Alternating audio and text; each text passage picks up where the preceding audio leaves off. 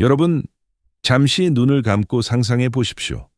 오늘 아침 여러분이 쿠팡에서 주문한 물건, 그 배송지 주소, 여러분의 이름과 전화번호, 이 모든 정보가 지금 이 순간 누군가의 손에 들어가 있다면 어떤 기분이 드시겠습니까? 2025년 11월 6일 오후 6시 38분, 대한민국 역사상 최대 규모의 개인정보 유출 사건이 시작되었습니다. 그런데 더욱 충격적인 것은 쿠팡이 이 사실을 5개월 동안 전혀 파악하지 못했다는 점입니다.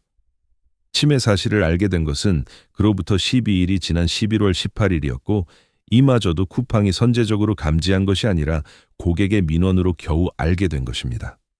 여러분은 혹시 최근 피해 보상 안내라는 문자를 받으셨습니까? 혹시 쿠팡을 사칭한 전화를 받으신 적은 없으신가요? 이 사건은 단순히 기업의 보안 실패가 아닙니다. 이것은 대한민국 510만 국민 모두의 문제입니다. 이제 우리는 핵심으로 들어가야 합니다. 이 사건은 단순히 한 기업의 보안 사고로 치부할 수 없습니다. 이것은 우리 사회가 개인정보를 어떻게 보호하고 기업에 어떤 책임을 물어야 하는지에 대한 근본적인 질문을 던지고 있습니다. 이재명 대통령은 2일 국무회의에서 과징금을 강화하고 징벌적 손해배상 제도를 현실화하는 등 실질적, 실효적인 대책에 나서주길 바란다고 지시했습니다.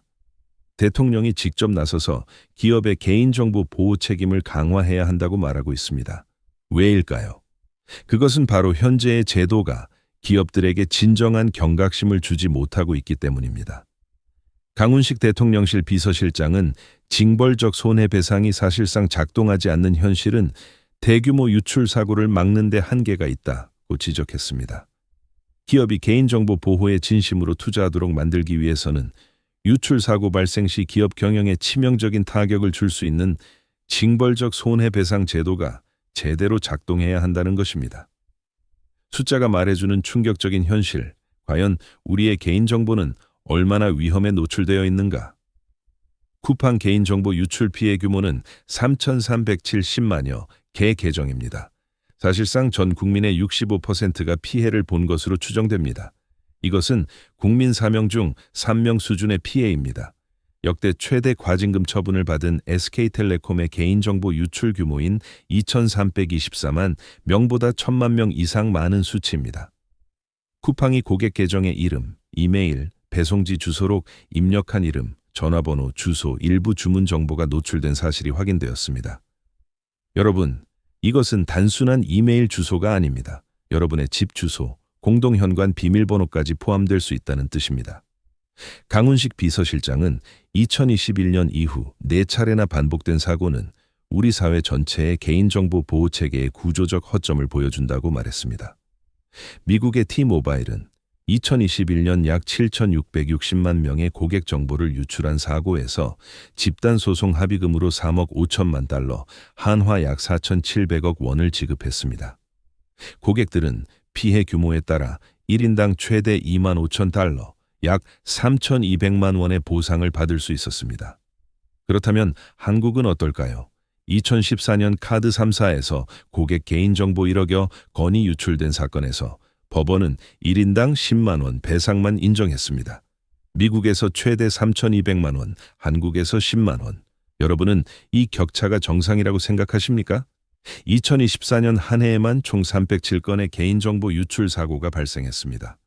원인별로 보면 해킹이 171건으로 56%를 차지했고 업무 과실이 91건으로 30%를 차지했습니다. 이 숫자들이 말해주는 것은 명확합니다. 현재의 제도로는 기업들이 개인정보 보호에 진심으로 투자할 유인이 없다는 것입니다. 도대체 왜 이런 사고가 반복되는 것일까? 구조적 원인을 파헤쳐보자. 첫째, 기업에게 비용 효율적인 보안 소홀입니다. 쿠팡은 계산했을 것입니다. 보안 시스템을 근본적으로 개선하는 데 수백억 원을 투자하느니 사고가 날 때마다 10억 원 단위의 과징금을 내는 편이 더 싸다는 것을. 이것이 쿠팡의 경영 철학입니다. 소비자의 안전보다 비용 절감이 우선입니다. 여러분, 기업 입장에서 생각해 보십시오.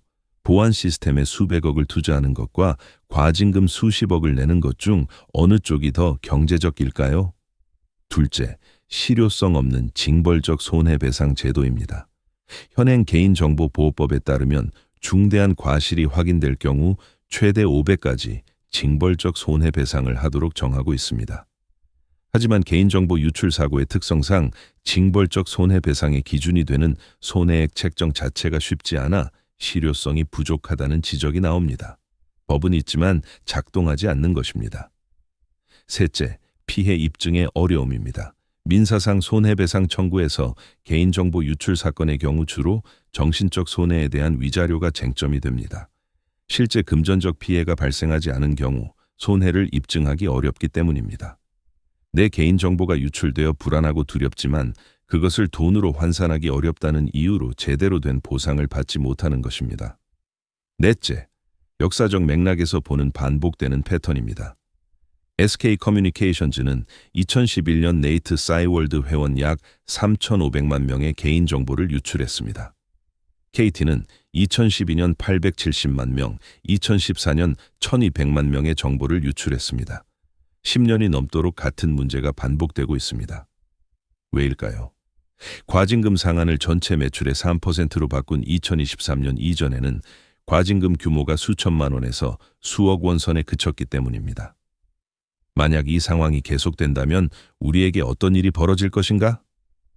첫째, 2차 피해의 폭발적 증가입니다. 한국인터넷진흥원 K사에 따르면 피해 보상, 피해 사실 조회, 환불 등 키워드를 활용해서 피해 기업을 사칭하는 스미싱 문자, 유포와 보이스피싱 등 피싱 시도가 예상됩니다. 여러분의 이름, 주소, 전화번호를 알고 있는 사기꾼이 쿠팡입니다. 피해 보상해 드리겠습니다. 라고 연락해 온다면 얼마나 그럴듯하게 들리겠습니까? 둘째, 주거 안전 위협입니다. 공동현관 비밀번호 노출로 인한 주거 침입 등 2차 피해가 현실화될 경우 훨씬 심각한 범죄로 이어질 수 있습니다. 택배 배송을 위해 입력한 공동현관 비밀번호가 범죄자의 손에 들어간다면 어떻게 되겠습니까? 셋째, 기업들의 지속적인 보안 투자 회피입니다. 현재와 같은 솜방망이 처벌이 계속된다면 기업들은 여전히 보안에 투자하기보다 사고 후 벌금을 내는 것을 선택할 것입니다. 보안 전문가는 집단 소송이나 징벌적 손해배상 제도를 갖추지 않은 상황에선 기업의 보안 수준을 높이는 데 한계가 있다고 지적합니다. 넷째, 국제적 신뢰도 하락입니다. 시민단체 참여연대는 미국 기업 쿠팡은 미국에서 사업을 했어도 이렇게 허술하게 개인정보를 관리했겠는가라고 비판했습니다. 글로벌 기업들이 한국에서는 개인정보 관리를 소홀히 해도 된다는 인식이 퍼진다면 어떻게 되겠습니까? 다섯째, 소비자들의 집단 행동 확대입니다. 네이버 등에는 집단 소송 준비 카페가 다수 개설되어 전체 가입자 수가 25만 명을 넘어섰습니다. 소비자들의 분노가 커지고 있습니다. 우리 시민들은 무엇을 해야 하는가? 첫째, 즉각적인 보안 조치를 취하십시오. 출처가 불분명한 사이트 주소는 클릭을 자제하고 바로 삭제하십시오. 의심되는 사이트 주소는 정상 사이트와의 일치 여부를 확인하시기 바랍니다. 휴대폰 번호, 아이디, 비밀번호 등 개인정보는 신뢰된 사이트에만 입력하십시오. 둘째, 금융안심 차단 서비스에 가입하십시오. 여신거래 안심차단은 개인 명의의 여신거래를 차단하는 서비스로 약 318만 명이 가입했습니다. 비대면 계좌 개설 안심차단은 대포 통장 개설을 방지하는 서비스로 약 252만 명이 가입했습니다. 거래 중인 은행이나 금융회사 영업점을 방문하거나 어카운트 인포 및 은행 앱을 통해 간편하게 신청할 수 있습니다. 셋째, 공동현관 비밀번호를 변경하십시오. 쿠팡 배송 요청란에 공동현관 비밀번호를 입력해 두셨다면 지금 바로 관리사무소에 연락해서 변경하시기 바랍니다. 마지막으로 가장 중요한 것은 지속적인 관심입니다. 악성 앱이 주소록을 통해 지인에게 스미싱 메시지를 전송하는 등 2차 피해가 발생할 수 있어 주변의 피해 사실을 알리고 주의를 요청해야 합니다. 가족과 친구들에게도 이 정보를 공유해 주십시오.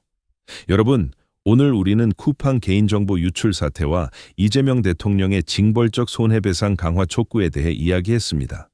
3,370만 명, 전 국민의 65%, 이것은 숫자가 아닙니다. 우리 모두의 이야기입니다.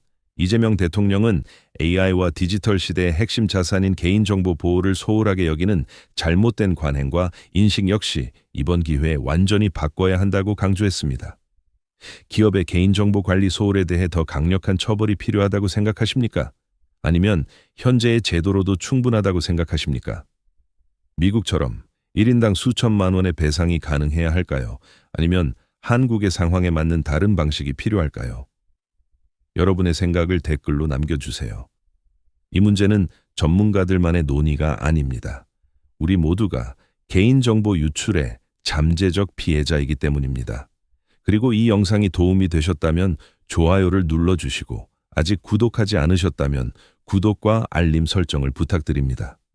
개인정보 보호, 디지털 보안, 그리고 우리의 권리에 대한 더 많은 이야기로 찾아뵙겠습니다. 오늘도 시청해 주셔서 감사합니다. 여러분의 개인정보가 안전하기를 바랍니다.